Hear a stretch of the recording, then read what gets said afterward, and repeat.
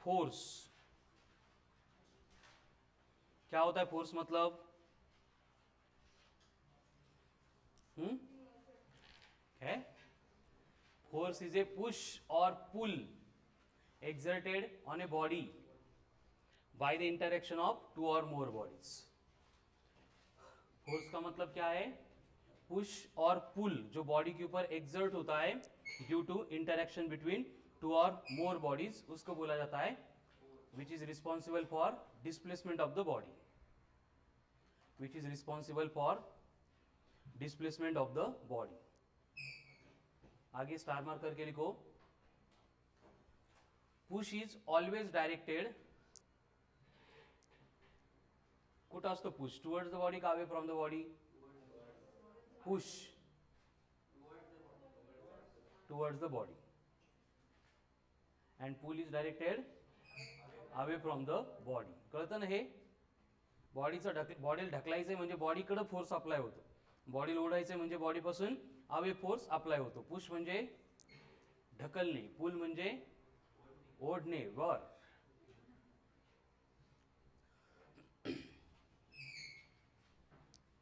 Next point, S I unit of force. क्या होता है एस यूनिट ऑफ फोर्स?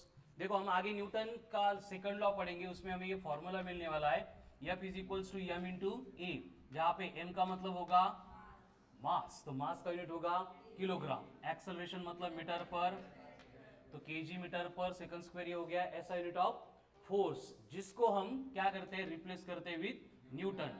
तो ऐसा यूनिट ऑफ फोर्स न्यूटन है. न्यूटन का मतलब KG metre per second square है. ठीक है, next CGS unit of force. अब सीजीएस में क्या होगा? मास जाएगा ग्राम में, एक्सेलरेशन जाएगा सेंटीमीटर पर सेकंड स्क्वायर में, एंड ये gram centimetre per second square को हम कंसीडर करते हैं, बोलते हैं एज ए डाइन. तो सीजीएस यूनिट ऑफ फोर्स क्या होता है? डाइन. ऐसा यूनिट क्या होता है? Newton. Dyne equivalent to gram centimetre per second square, Newton equivalent to K G metre per second square. And इन दोनों में रिलेशन क्या होता है? 1 Newton equals to 10 to the power, या फिर 1 डाइन इक्वल्स टू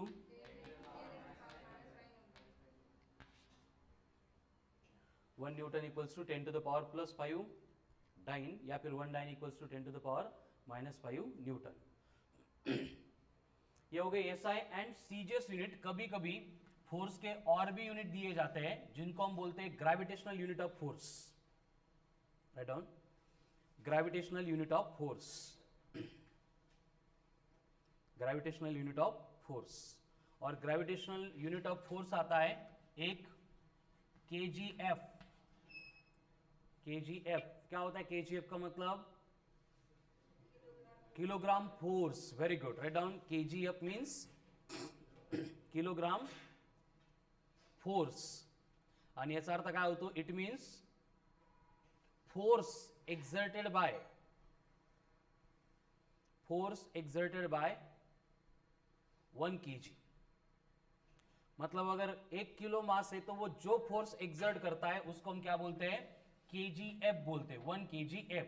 एंड अगर इसको हमें न्यूटन में कन्वर्ट करना है तो हमें मालूम है क्या करना पड़ेगा? Mass into acceleration due to gravity करना पड़ेगा. मास तो 1 है, एक्सेलरेशन ड्यू टू ग्रेविटी 9.8 है, तो 1 kgf मतलब होता है 9.8 न्यूटन. 1 kgf इक्वल्स टू होता है 9.8 न्यूटन. मतलब क्वेश्चन में अगर बोला है कि फोर्स ऑफ 4 kgf, तो हम क्या करेंगे? 4 इंटू 9.8 करेंगे. ठीक है, फिर वो कन्वर्ट हो जाएगा न्यूटन में. ठीक है, इसकी सिमिलर और एक फोर्स होता है दैट इज ग्राम फोर्स. और ग्राम फोर्स मतलब होता है 980 डाइन. न्यूटन ने डाइन, 980 डाइन.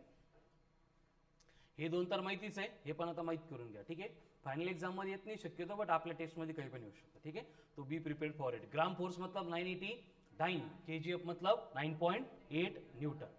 हो गया, तो फोर्स हो गया, उसके यूनिट भी हो गए, मास हो गए. मास के टाइप्स देखे थे क्या? Write down explaining types of मास. कौन से होते हैं? जैसे चार्जेस 2 टाइप की, positive charge and negative charge. वैसे मास भी 2 टाइप का होता है, पॉजिटिव मास एंड निगेटिव्ह मास है ना, हे म्हणा आम्ही होच म्हणणार आहे की नाही. निगेटिव्ह मास कधी ऐकलंय का? निगेटिव्ह मास नसतं. ठीक आहे, तो right down next heading types of mass. Masses are divided into two types according to their measurement. According to their measurement मतलब हम मेजरमेंट कैसे कर रहे हैं उसके अकॉर्डिंग हम इसको दो पार्ट में डिवाइड करते हैं. उसमें लिखो number 1 gravitational mass.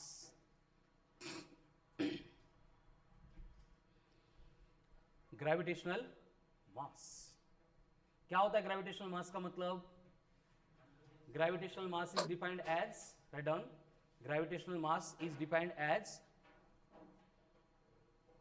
gravitational force per unit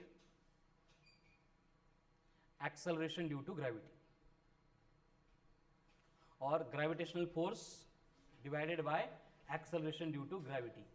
Gravitational mass is defined as the ratio of gravitational force to the acceleration due to gravity. अजून एवढं सांगायचं नाही. तो ग्रेविटेशनल मास क्या बनेगा? ग्रेविटेशनल मास मतलब mg, ये बनेगा ग्रेविटेशनल फोर्स मतलब fg divided by acceleration due to gravity. ठीक है, लिया.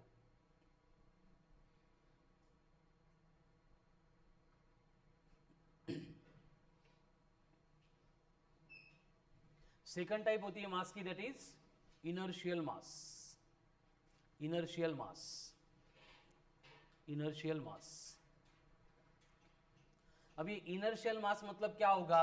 देखो फिर से हम यहां पे मास जब कैलकुलेट करेंगे तब अगर हमने applied force upon acceleration of the body किया तो वो बनेगा इनर्शियल मास. मतलब ग्रेविटी को कंसीडर नहीं कर रहे, हम फोर्स अप्लाई करने के बाद बॉडी कितनी एक्सेलरेट होती है उसके ऊपर से अगर मास निकालेंगे तो वो बनेगा इनर्शियल मास.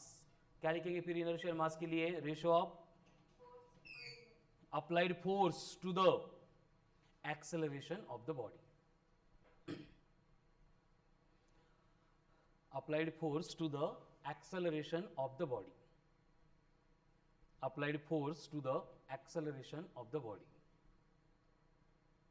क्या ये? inertial mass. ठीक है, फिर से इसका आगे कुछ भी यूज नहीं है, बस एक कंसेप्चुअली मालूम होना चाहिए था. बाकी इनका सिंबॉलिक रिप्रेजेंटेशन ऐसा यूनिट ऑल टुगेदर सिमिलर रहेगा. बस कौन सी प्रोसेस में हम मास मेजर कर रहे हैं उसके अकॉर्डिंग एक ग्रेविटेशनल मास होता है, दूसरा इनर्शियल मास होता है. ठीक है, एंड अभी हमें सबसे इंपॉर्टेंट पॉइंट का डिस्कशन शुरू करना है, that is NLM, Newton's laws of motion. तो न्यूटन के लॉज ऑफ मोशन पढ़ने के लिए हमें यहाँ पे एक कंसेप्ट को पहले इंट्रोड्यूस करना पड़ेगा, that is inertia. Inertia, inertia, write down, inertia, inertia, inertia, inertia, inertia. क्या होता है इनर्शिया मतलब? Very good, write down. Inertia is a tendency. Inertia is a tendency of the body to oppose change in state. Change in state of the body,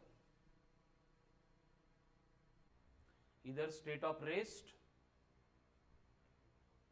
either state of rest or state of uniform motion, either state of rest or state of uniform motion. देखो inertia मतलब काय? परत एकदा, energy नाही, force नाही, ती काय? एक टेंडन्सी आहे. टेंडन्सीचा अर्थ काय असतो? Law of behaviour provided by nature. आणि काल आपण बघितलं होतं हा लॉ कोण प्रोव्हाइड करतं आणि कोण कंट्रोल करतं? कोण करतं? गॉड्स पार्टिकल हीट सिप्स. ठीक है, तो यहाँ पे इनर्शिया को हमने डिफाइन किया है. इनर्शिया मतलब क्या है? टेंडन्सी है, हर एक बॉडी के पास होती है, जिसको क्या करना है? अपोज करना आहे. म्हणजे जीवावर येण्याची जी टेंडन्सी त्याला आपण काय म्हणतोय? इनर्शिया. जसं रात्रभर झोपलेला असताना काय होतं, सकाळी उठताना बॉडीमध्ये एवढा इनर्शिया येतो की झोपेतून उठायला खूप जास्त म्हणजे दिवसभरातली सगळ्यात जास्त एनर्जी सकाळी लागते आपल्याला, बरोबर आहे. ही तुमची चूक नाही बाळांनो, ठीक आहे, ही फिजिक्सची चूक आहे. ठीक आहे, बॉडीमध्ये काय होतं, इनर्शिया डेव्हलप होतो आणि त्या इनर्शियावर ओव्हरकम करण्यासाठी मग आपल्याला काय करावं लागतो, 2-4 अलार्म लावावा लागतो, बरोबर आहे की नाही, घरच्यांना सांगावं लागतं आणि फोर्सेस अप्लाय करावा लागतो, मग आपण काय करतो, त्या इनर्शियावर ओव्हरकम करतो. ठीक है, तो कोई भी बॉडी की अगर नेचुरल टेंडेंसी देखेंगे तो जो बॉडी रेस्ट में है उसको रेस्ट में ही रहना है, कब तक, जब तक उसके ऊपर फोर्स अप्लाई नहीं होता है तब तक. ठीक है, एंड वही कंसेप्ट अगर हम अप्लाई करेंगे तो इसका मतलब ये होता है कि कोई बॉडी अगर यूनिफॉर्म मोशन में है, यूनिफॉर्म मोशन में मतलब उसकी वेलोसिटी यूनिफॉर्म है, वेलोसिटी यूनिफॉर्म मतलब एक्सेलरेशन 0 है, तो उस बॉडी को मोशन में ही रहना है. ठीक है ना, जसं फॉर एक्झाम्पल ही चेअर आहे, त्या चेअरला आपल्याला तिथं उचलून इकडे ठेवायचंय, मी किती जोरात ओरडलो किंवा किती प्रेमाने सांगितलं, चेअर ऐकणार आहे का, चेअरला भरपूर ऐका वाटते, बरोबर आहे की नाही. ठीक आहे ना, म्हणजे चांगले सर आहेत आपल्याला एवढं सांगताय, आपण उठून गेलं पाहिजे, बट पॉसिबल आहे का, का बरं, बिकॉज उसका इनर्शिया उसको हिलने नहीं दे रहा है. ठीक आहे, मग आपल्याला काय करावं लागेल, भगतला सांगावं लागेल चेअर उचलून इकडे ठेव, भगत काय करेल, मग जाऊन फोर्स अप्लाय करेल, कळालं ना, म्हणजे जोपर्यंत फोर्स अप्लाय होत नाही तोपर्यंत बॉडीचा इनर्शिया ओव्हरकम होत नाही. ठीक है, सेम वे कोई बॉडी अगर मोशन में है तो क्या होता है, उसको अगर मोशन में से रेस्ट में लेके आना है तो बॉडी क्या करती है, अपोज करती है ना, रोडवर गाडी चालू आहे आणि आता काहीतरी स्पीड ब्रेकर आलं, थांबा आता म्हणून थांबते का, काय करावं लागतं आपल्याला, फोर्सेस अप्लाई करावं लागतात, म्हणजे ब्रेक्स अप्लाई करावं लागतात. ठीक है, मतलब दोनों भी केस में रेस्ट वाली बॉडी को मोशन में सेट करना है या फिर यूनिफॉर्म मोशन वाली बॉडी को रेस्ट में लेके आना है, दोनों भी केस में बॉडी क्या करती है, अपोज प्रोवाइड करती है, एंड इसी अपोज को बोला जाता है as a inertia. And fact ये होती है कि हमें फोर्स की रिक्वायरमेंट एक ही पर्पज के लिए होती है, to overcome inertia of the body. Force is only required to overcome the inertia of the body. Clear है, फिर इनर्शिया मतलब क्या होता है, लीला के इनर्शिया इज ए टेंडेंसी. ठीक है, next point, in case of translational motion inertia is represented by mass. In case of translational motion inertia is represented by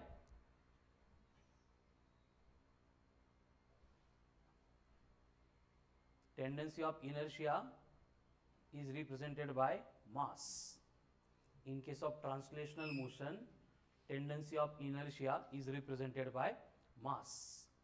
But inertia का मतलब mass नहीं है, mass क्या करता है, उसको represent करता है, inertia को कोई भी unit या dimensions नहीं होते. ठीक है, तो inertia बस provide कौन कर रहा है, mass provide कर रहा है. जैसे आपण भगतला सांगितलं चेअर उचलून ठेव, भगत येऊन लगेच चेअर उचलून ठेवेल, नंतर भगतला म्हटलं आता बेंच उचलून ठेव, भगत काय करायला, प्रसादला सोबत घेऊन येईल. कळतंय का, का बरं असं, मास बढ़ गया मतलब इनर्शिया बढ़ा, इनर्शिया बढ़ा मतलब उस इनर्शिया को ओवरकम करने के लिए जो फोर्स रिक्वायर्ड होगा वो भी इंक्रीज हो जाएगा. ठीक है, तो बेसिकली ये जो इनर्शिया है, ये 3 टाइप के इनर्शिया होते हैं. एक होता है इनर्शिया ऑफ रेस्ट, मतलब फिर से वही कि जो बॉडी रेस्ट में है उसको रेस्ट में रहना है, मोशन में सेट होने के लिए क्या होता है, बॉडी अपोज करती है. जैसे फॉर एग्जांपल आपण बस मध्ये बसलोय आणि ड्रायव्हर नवीन आहे ना, स्टार्ट केली, क्लच दाबून गिअर टाकला आणि एकदम ऍक्सलरेट करून स्पीड मध्ये बस स्टार्ट केली, काय होतं, पाठीमागे जातो आपण, जातो का, आपल्याला कोण ढकलतं का पाठीमागं, मग का गेलो पाठीमागं, कसा इनर्शिया. आता बसलेलं जर असेल आपण सीटवर तर पूर्ण बॉडी पाठीमागे जाते का, सीटच्या वर जेवढी बॉडी तीच पाठीमागे जाते, असं का झालं, असा भेदभाव का, की जो बॉडी बस के कॉन्टैक्ट में है, जो बॉडी म्हणजे कमरेपासून खाली बसच्या कॉन्टैक्ट मध्ये, म्हणून काय होतं, जैसे बस मोशन में सेट हो गई, उसको मोशन में सेट करने के लिए फोर्स मिला, आधी बॉडी को भी फोर्स मिला, बट वरच्या बॉडीला सोडून दिलं, बरोबर आहे, मग वरची बॉडी आहे त्याच पोझिशनला राहते, अर्धी बॉडी पुढे जाते, म्हणून आपल्याला असं वाटतं की आपण पाठीमागे आलो, आपण पाठीमागे येतो का, कळतंय ना, आपण आहे तिथेच असतो, फक्त जो सीटवर बसल्यानंतर आपला जो काही बॉडीचा रिमेनिंग पार्ट बसच्या कॉन्टॅक्ट मध्ये होता तो बस सोबत समोर जातो आणि वरचा पार्ट तिथंच राहायचा प्रयत्न करतो, because of inertia of rest. ठीक आहे, मग थोड्या वेळाने काय होतं, होऊन जातं. ठीक आहे, नेक्स्ट, इनर्शिया ऑफ मोशन. आता same example, inertia of motion में क्या होता है, वही बस चल रही है, फिर से पैसेंजर बैठे हैं और ड्राइवर ने क्या किया, सडनली ब्रेक्स अप्लाई किया, काय होतं मग, परत तेच है ना, सीटच्या वर जेवढी बॉडी ती काय होते, समोर जाते, बट बॉडी समोर जाते का, प्रॅक्टिकली बॉडी आहे त्या मोशन मध्ये ट्रॅव्हल करते, बट रिमेनिंग बॉडी थांबून घेते बस सोबत, कारण जो फोर्स आपण बसवर अप्लाय केला होता तो बॉडीला मिळाला, बट हा पार्ट जो सीटच्या वर आहे त्याला जर फोर्स मिळालाच नाही तर तो काय करेल, आपली मोशन कंटिन्यू करेल. ठीक है, तो ये हो गया इनर्शिया ऑफ मोशन. एंड और एक इनर्शिया होता है inertia of direction. For example बस टर्न ले रही है एंड हमारा स्टॉप वही आहे और हम बस से नीचे उतर रहे, बस थांबलीच नाही, आपल्याला वाटलं तर थांबणार आहे, बस मोशन मध्येच टर्न घेतला बसनी आणि आपण जर खाली उतरलो तर काय होईल, आपण समोर तर जाणार बिकॉज ऑफ मोशन का इनर्शिया है, लेकिन समोर अपन बसच्या डायरेक्शन में जाणार का, जैसे बस इधर से आ रही थी और टर्न लेके इधर चली गई तो हम इस डायरेक्शन में जाएंगे. घडलंय कधी नसेल घडलं तरी असं कन्सिडर करा की असंच घडणार आहे. ठीक है, तो वो हो गया इनर्शिया ऑफ डायरेक्शन. हो गए, तो ये 3 टाइप की इनर्शिया होते हैं. Write down types of inertia. Inertia of rest, inertia of motion, inertia of direction.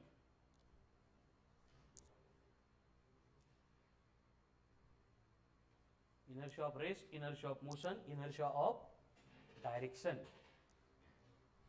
अब उसके बाद में न्यूटन का first law, Newton's laws of motion, उसमें first law, write in double inverted comma, every body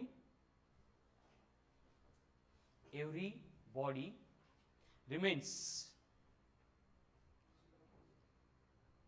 every body remains in its state of rest, in its state of rest or state of uniform motion. Every body remains in its state of rest or state of uniform motion until it is applied with,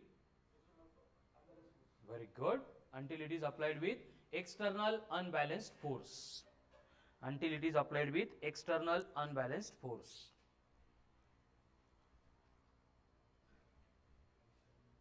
Unbalanced force, क्योंकि balance force act हुआ तो displacement होता ही नहीं है, unbalanced force होगा तो क्या होगा, बॉडी का डिस्प्लेसमेंट होगा, मतलब बॉडी मोशन में सेट हो जाएगी, मतलब इनर्शिया ओवरकम हो जाएगा. ठीक है, अभी प्रैक्टिकली देखो क्या हुआ था, कल भी हम डिस्कस कर रहे थे कि हमारा जो मैकेनिक्स है वो सबसे पहले एक्सप्लेन किया था बाय एरिस्टोटल. तो एरिस्टोटल ने जब वो एक्सप्लेन किया था तो एरिस्टोटल का बोलना ये था कि किसी भी बॉडी को यूनिफॉर्म मोशन में मेंटेन रखना है तो उसको यूनिफॉर्म मोशन में मेंटेन रखने के लिए किसी भी फोर्स की रिक्वायरमेंट नहीं होती है.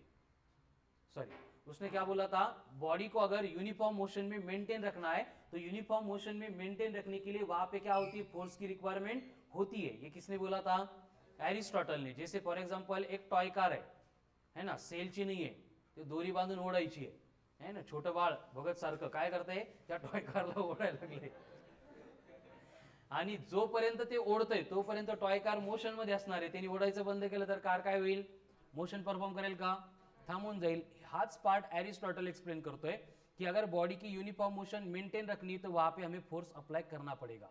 लेकिन गैलीलियो फिर से उसी मतलब एक्सपेरिमेंटल ऑब्जर्वेशन को फिर से ऑब्जर्व करता है और बोलता है कि असं नसतं, अगर यूनिफॉर्म मोशन मेंटेन रखनी है तो वहां पे फोर्स की रिक्वायरमेंट होती ही नहीं है, force is only required to accelerate the body.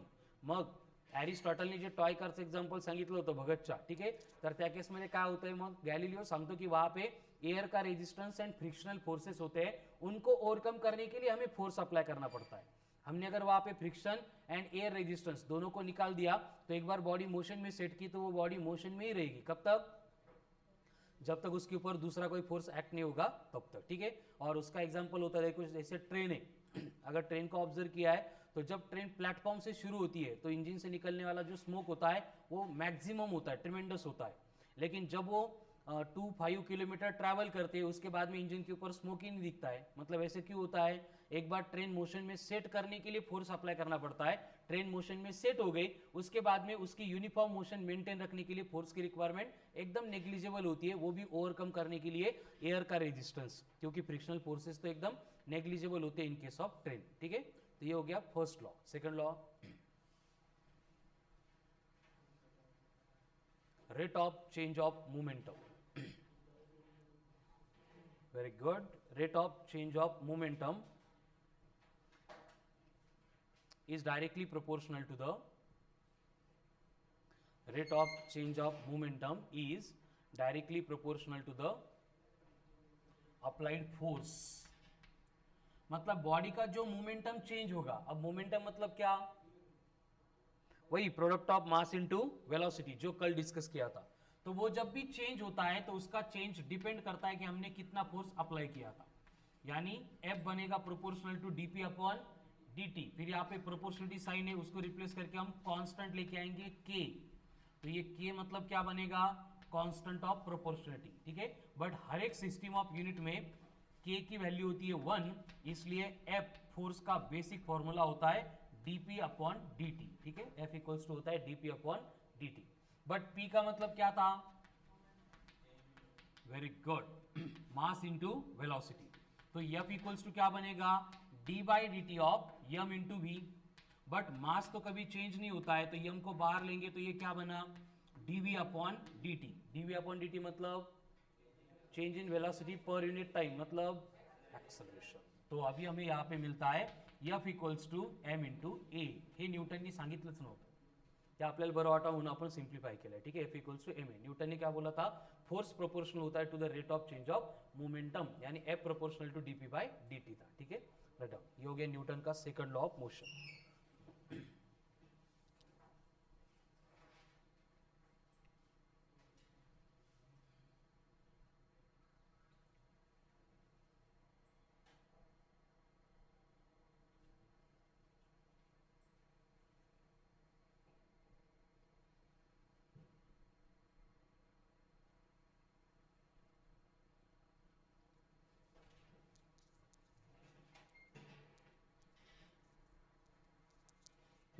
Third law, शाळेत जात नाही त्यांना माहिती, ठीक है। For every action there is equal and opposite reaction, down third law, for every action there is equal and opposite reaction, but action and reaction must be in terms of force only, बाकी आपल्या गोष्टी तिथे जोडायच्या नाही, असं न्यूटननी सांगितलंय, ठीक है। Action and reaction मतलब क्या होगा, सिर्फ अप्लाइड फोर्स एंड उसकी मिलने वाली रिएक्शन, ठीक है।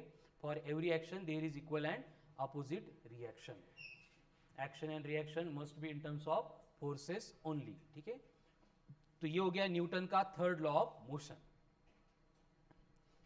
बघा किती सिंपल टॉपिक है, डिस्कशन शुरू किया था फ्रॉम लीनियर मोमेंटम। क्या होता है लीनियर मोमेंटम, मतलब product of mass into denoted by p, given by p equals to m into m is the mass, v is the SI unit kg metre per, dimension L1 m1 t minus 1, vector quantity है, direction same हो गया as that of velocity, ठीक है। उसके बाद में change in momentum, अगर body same direction में ट्रैवल कर रही तो m in bracket v minus, rebound हो रही है तो m in bracket v plus, equal velocity से रिबाउंड हो रही है तो ट्वाइस ऑफ mu, एंड अगर इंसिडेंट होते टाइम हॉरिजॉन्टली नहीं हो रही है, एंगल बना रही है थीटा, तो twice of mu cos of theta, minus होता है साइन, बट आपण मॅग्निट्यूड जर घेतलं तर काय फक्त twice of mu cos of theta, ठीक है। एंड उसके बाद में हमने डिस्कशन शुरू किया था अबाउट पहले मास, क्या होता है मास, मतलब इज कॉल्ड एज मास, ठीक है। क्लासिकल मैकेनिक्स में मास कभी चेंज ही नहीं होता है, ठीक है। एनर्जी, फोर्सेस, पोजीशन, डिस्प्लेसमेंट किसी की वजह से नहीं, लेकिन रिलेटिविटी की थ्योरी आइंस्टाइन ने एक्सप्लेन की थी, उसके according mass can be converted into energy given by E equal to m into C square, ठीक है। उसके बाद में जब मास मोशन परफॉर्म करेगा तो अगेन मास की वैल्यू क्या होती है, चेंज होती है, given by m dash equals to m not upon root of 1 minus v by C का होल स्क्वायर, ठीक है। एंड उसके बाद में हमने देखा इनर्शिया को, क्या होता है इनर्शिया, मतलब tendency which opposes change in state, इधर स्टेट ऑफ रेस्ट और state of uniform motion, but practically in translational motion inertia is represented by mass, उसको कोई यूनिट सेपरेट डायमेंशंस नहीं होते। इनर्शिया तीन टाइप के, मोशन का, रेस्ट का, डायरेक्शन का। उसके बाद में आते हैं यूनिट्स फोर्स के, है ना। ऐसा क्या था, K G metre per, which is equivalent to Newton, C G S gram centimetre per second square, which is equivalent to dyne, 1 Newton equals to 10 to the power 5 dyne, 1 dyne equals to 10 to the power, and gravitational unit तब आप kgf, kgf का मतलब force exerted by 1 kg, मतलब 9.8 Newton. And उसके बाद में gram force क्या था, 980 डाइन, ठीक है। एंड उसके बाद में टाइप्स ऑफ मास, दो टाइप के मास, एक gravitational mass, gravitational force upon acceleration due to gravity, दूसरा इनर्शियल मास, क्या था, applied force upon acceleration due to gravity, ठीक है। एंड उसके बाद में डायरेक्टली शुरू किया था discussion about Newton's laws of motion. First one, every body remains in its state of rest, very good. Second one, म्हणजे F equals to ma. Third one, for every action there is equal and, आणि आता इथून पुढे जे काही topic मध्ये discussion आपलं चालणार आहे ते only about F equals to ma असणार आहे, ठीक आहे, where m is the m is the mass, a is the acceleration. ठीक है, स्टार मार्क करके लिखो. Acceleration of the body is always directed. Acceleration of the body is always directed. Acceleration of the body is always directed in the direction of net force. In the direction of net force. कळतंय का what it means? Net force means जैसे कि for example एक body दी है आपको, इसके ऊपर यहां पे एक्ट हो रहा है 10 न्यूटन एंड यहां पे एक्ट हो रहा है 100 न्यूटन. तो नेट फोर्स लेने के लिए हमें क्या करना पड़ेगा? अगर हमने 10 पॉजिटिव लिया है तो 100 को निगेटिव लेना पड़ेगा. तो नेट फोर्स कितना आ गया? 90 माइनस 90. माइनस 90 का मतलब नेगेटिव एक्सिस के अलोंग. तो नेट फोर्स जिस डायरेक्शन में एक्ट होता है, बॉडी का एक्सेलरेशन भी वही होता है. तो अगर इधर का 100 न्यूटन इधर का 10 न्यूटन है तो बॉडी इसी डायरेक्शन में एक्सेलरेट होगी. एंड इधर से और मैंने 200 न्यूटन अप्लाई कर दिया तो क्या होगा? फिर 210 माइनस 100 मतलब बॉडी इस डायरेक्शन में एक्सेलरेट होगी. मतलब हर बार बॉडी के एक्सेलरेशन की डायरेक्शन फाइंड करने के लिए हमें फाइंड करना पड़ेगा डायरेक्शन ऑफ नेट फोर्स. तो जिस डायरेक्शन में नेट फोर्स एक्ट होगा उसी डायरेक्शन में एक्सेलरेशन एक्ट होगा. लीलय कहे नाही, acceleration of the body always acts. अरे ते पण माहित नाही हो का नाही. ठीक है, next point. But velocity may or may not be acting or may not acts along net force. हे सेकंड स्टेटमेंट लिहिलं. बरं वाटतंय की? बरं वाटतंय म्हणजे पटतंय का? हे नाही पटत. हे बघा, ऍक्सलरेशन कुठं आहे? नेट फोर्सच्या डायरेक्शन मध्ये. आणि व्हेलॉसिटी बाबतीत काय म्हटलंय? हो सकता है या फिर नहीं भी हो सकता है. असं असतं कधी? देखो, गाड़ी स्टार्ट की है, स्टार्ट करने के बाद गियर डाला, एक्सलेट की, मतलब हमने फोर्स अप्लाई किया. कहाँ पे? आगे के डायरेक्शन मध्ये, है ना. टू व्हीलरला रिवर्स नसतो, बरोबर है. ठीक है, तो आगे के डायरेक्शन में हमने फोर्स अप्लाई किया. उसके बाद अगर एक्सलेट करेंगे, क्लच छोड़ेंगे तो डिस्प्लेसमेंट कहाँ पे होगा? उसी डायरेक्शन में होगा. मतलब जिस डायरेक्शन में फोर्स अप्लाई हो रहा है उसी डायरेक्शन में एक्सेलरेशन है एंड बॉडी की वेलोसिटी भी उसी डायरेक्शन में. कळतं का? बॉडी समोर चालली म्हणजे वेलोसिटी तिकडेच असेल ना. एंड डिस्प्लेसमेंट भी कहाँ पे होगा? सेम डायरेक्शन में होगा. तो ये केस हो गई कि बॉडी की वेलोसिटी एक्ट होगी in the direction of applied force या फिर नेट फोर्स. बट वही गाड़ी अगर चल रही है 60 kilometre per our, suddenly road पे भगत आ गया और हमने ब्रेक्स अप्लाई किए तो क्या होगा? ब्रेक्स अप्लाई किए मतलब क्या होगा? हे तर कळतं ना. ब्रेक्स अप्लाई केल्यानंतर आपण ऍक्सिलेट करत, बरोबर आहे. तसं करत असली तर चुकीचं आहे, ते बंद करा. ठीक है, एक्सलेट किए बिना हम क्या करते हैं? ब्रेक्स अप्लाई करते हैं. ठीक है, ब्रेक्स अप्लाई किया मतलब क्या किया हमने? फोर्स अप्लाई किया. और ये फोर्स कहां पे? आगे की डायरेक्शन में या पीछे की डायरेक्शन में? पीछे की डायरेक्शन में, बराबर है. लेकिन ब्रेक्स अप्लाई केल्या केल्या गाडी लगेच मागे पळायला लागते का? ब्रेक्स अप्लाई केल्यानंतर पण काही डिस्टेंस गाडी समोर जाते. याचा अर्थ नेट फोर्स जब पीछे था वेलोसिटी आगे थी. नेट फोर्स जब पीछे था डिस्प्लेसमेंट आगे हो रहा था. समझ में आ रहा है ना. इसलिए लिखा है कि velocity may or may not act in the direction of net force. मतलब एनएलएम जो है, न्यूटन्स लॉज ऑफ मोशन जो है, वो हमें वेलोसिटी की डायरेक्शन मेजर करने के लिए कभी हेल्प नहीं करेंगे. वो सिर्फ हमें क्या प्रोवाइड करेंगे? Direction of acceleration. क्लियर है? तो ये हो गया basic introduction of Newton's laws of motion. आता मॉड्यूल चला, starting from solved example first one. काय?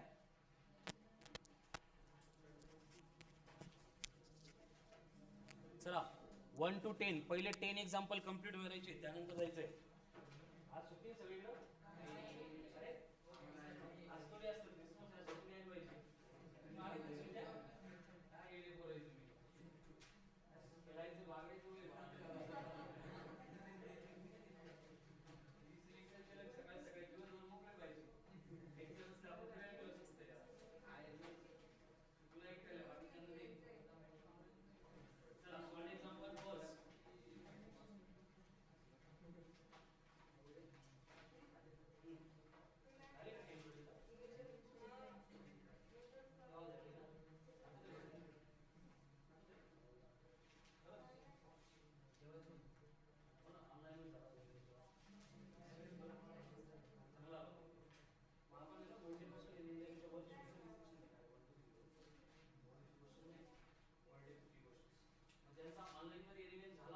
ते 1 2 3 अटेंड करू शकतो कळलं ना मॉड्यूल सोडून आपण वर्कशीटचे क्वेश्चन घेणार आहे 1 2 3 आणि ज्यांचा ऑनलाईन मध्ये नाही झालेला तो फक्त इथंच करा व्यवस्थित करा कळलं ना तुमच्या वर्कशीट नंतर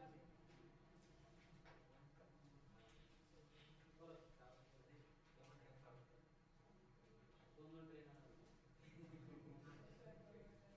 आमचा जीव केवढा आहे परत बघा दोन नंतर संध्याकाळी नंतर मग वाजता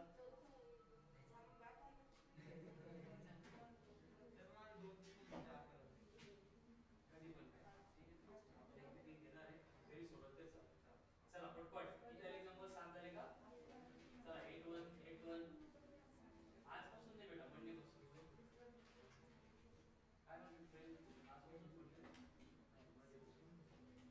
आणि अजून एक इन्स्ट्रक्शन तुम्हाला हे बघा नेक्स्ट वीकेंडला टेस्ट आहे म्हणजे आपल्याला नवीन इयर मध्ये जाताना 1D 2D डायमेन्शन एररचा जो काही प्रॉब्लेम असेल तो 100% क्लिअर करून जायचा आहे ठीक आहे so on Friday dimensions and error Cooper test to be on Saturday motion allows straight line Cooper then on Sunday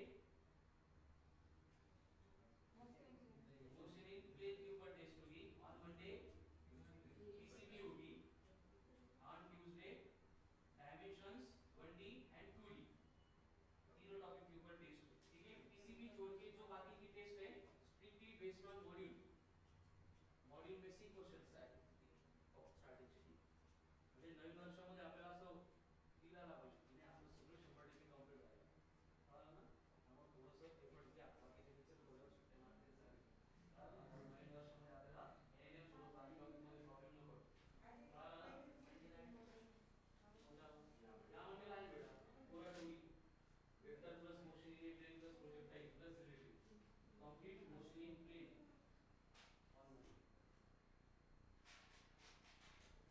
चला किती झाले क्वेश्चंस 3 सॉल्व क्वेश्चन झाल्याशिवाय मी जाऊ देणार नाही कळलं ना त्यामुळे फक्त सॉल्व करा हे व्हेरी व्हेरी करायचं बेटा सॉल्व एक्झाम्पल जास्त दिली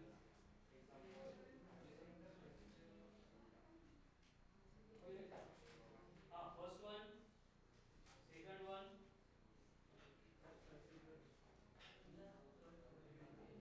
थर्ड फोर्थ पहिले 4 एक्झाम्पल झाले ते घरी करा चला डायरेक्ट सॉल्व एक्झाम्पल 5 काय 5 मध्ये velocity of particle of mass 2 kg is given by v equal to at into I cap plus bt square j cap find the force acting आता हे आपण मल्टी मध्ये खूप वेळा केलंय velocity given है function of time और उससे acceleration निकालना है तो क्या करना पड़ेगा डिफरेंशिएट करना पड़ेगा डिफरेंशिएशन का रूल क्या होता है t की जो पावर है उससे मल्टीप्लाई करना है एंड उसमें से 1 को सबट्रैक्ट करना है ठीक है चलो करो फटाफट अरे यार छोड़ो ना बस उठे नोट्स रेडी आ दिया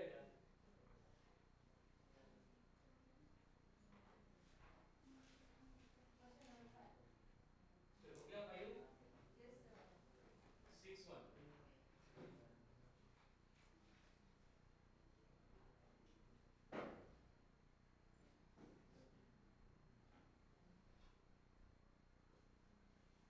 नेक्स्ट वीक मधले एनलाइन नेचर एक्स्ट्रीमली इंपॉर्टंट आहे जेवढ्या कन्सेप्ट आहेत त्या फक्त नेक्स्ट वीक मध्येच होणार आहे त्यानंतर आपण एनलाइन फक्त क्वेश्चन सोडवू जेवढ्या कन्सेप्ट आहेत त्या आताच होतात त्यामुळे पुढच्या वीक मध्ये झोपा घालू नका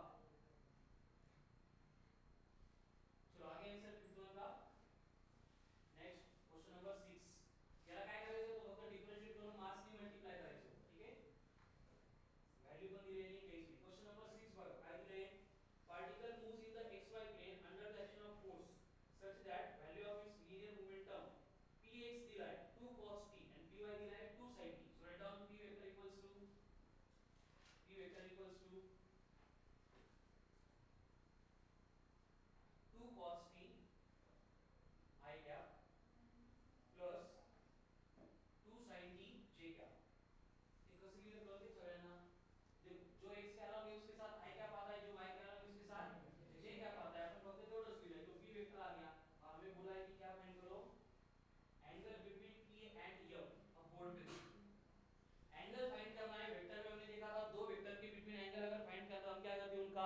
डॉट प्रोडक्ट लेते हैं और डॉट प्रोडक्ट लेने के बाद यहाँ पे cos थीटा आएगा और cos थीटा में से हम एंगल कैलकुलेट करेंगे, ठीक है। तो अभी जो आपने लिखा है उसमें लीनियर मोमेंटम का एक्सप्रेशन क्या है, 2 cos t आई क्या प्लस 2 sin t इंटू जे क्या। अभी हमें फोर्स निकालना पड़ेगा क्योंकि angle between force and momentum चाहिए। तो मोमेंटम के ऊपर से फोर्स कैसे निकालते हैं, dp अपॉन dt, इसको डिफरेंशिएट कर दे, ठीक है। तो डिफरेंशिएट करना है, cos थीटा का डेरिवेटिव माइनस साइन थीटा, तो ये बनेगा minus of 2 sine t into I cap, sine theta का derivative 2 cos of t into J cap हो गया। तो अभी हमारे पास लीनियर मोमेंटम है, हमारे पास फोर्स है। तो एंगल निकालने के लिए फॉर्मूला क्या था वेक्टर में, cos theta equals to p vector dot f vector upon mod of f into mod of p। अब डॉट प्रोडक्ट करते हैं, मतलब हम क्या करते हैं, आई कैप का आई कैप के साथ क्या होगा, 2 cos t 2 sin t, तो ये बनेगा minus 4 sin t cos of t, then plus plus क्या होगा, plus 4 sin t cos of t। Denominator में कुछ तो आएगा लेकिन ये जीरो बन रहा है, तो पुढे सॉल्व करायची गरज नहीं, जीरो अपॉन एनीथिंग जीरो। तो cos ऑफ थीटा आ रहा है जीरो, तो cos का कौन सा एंगल जीरो होता है, 90 डिग्री। तो ये दोनों एक दूसरे को क्या बन गए, परपेंडिकुलर बन गए। कर लो, चल carry on.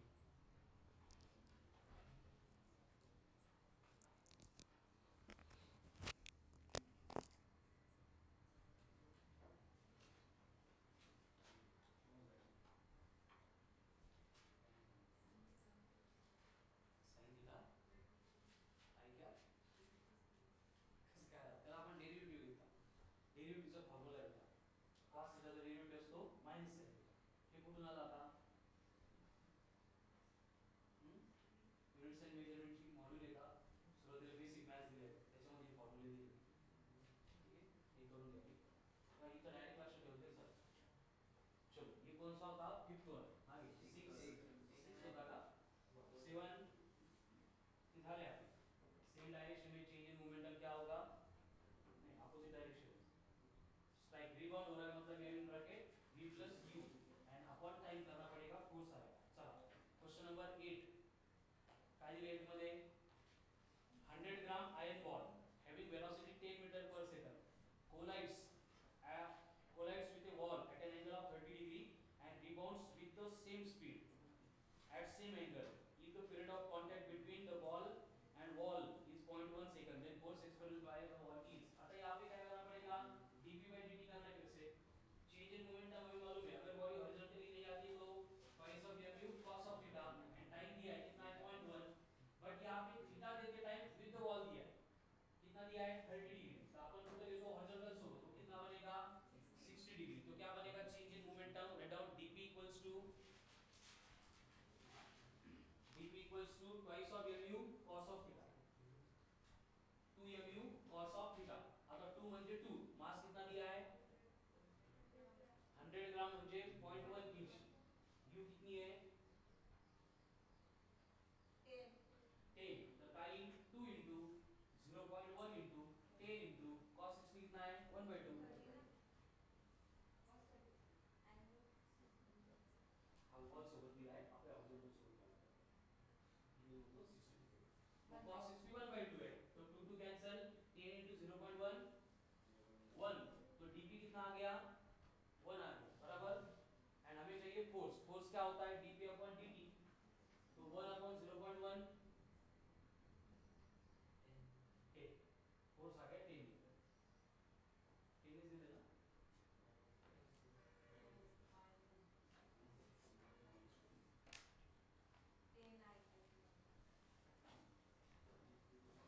Next example number 9, क्या दिया 9 में, फोर्स दिला है and accelerates it by 1, what is the mass of the body, F equals to ma, m equal to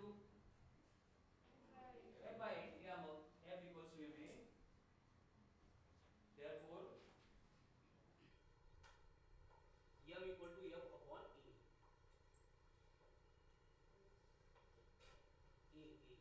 a for F upon a। आता F किती दिला आपल्याला, F दिलाय क्वेश्चन मध्ये, किती दिलाय, आपण इथं मॅग्निट्यूड घ्यायचं, मॅग्निट्यूड कसं येतं आपण वेक्टरचं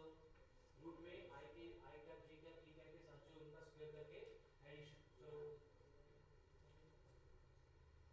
म्हणजे जर आपण वेक्टर न घेता आणि न घेतला असता तरी तर काय झालं सगळं गोल झाला असता. त्यामुळे सिलेबस डिझाइन करताना असं स्टेप बाय स्टेप पायऱ्यांनी केलं असतं.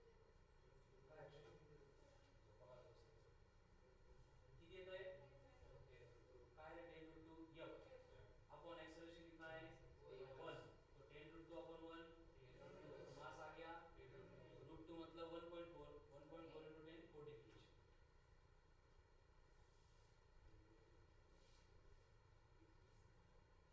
हो गया. Next example number 10. कार है 1000 kg, वेलोसिटी है 18 kilometre per hour, stop by force 1000 newton, distance covered by it before coming to rest is. आता पहले डिस्टेंस कैलकुलेट करने से पहले हमें इस टॉपिक में इंफॉर्मेशन मिलती है only about f equals to m. आता f किती दिला है या f equals to 1000 newton. a कितना है और m कितना है किती आला a मग हो गया. एक्सेलरेशन कितना आ गया 1. Recording stop.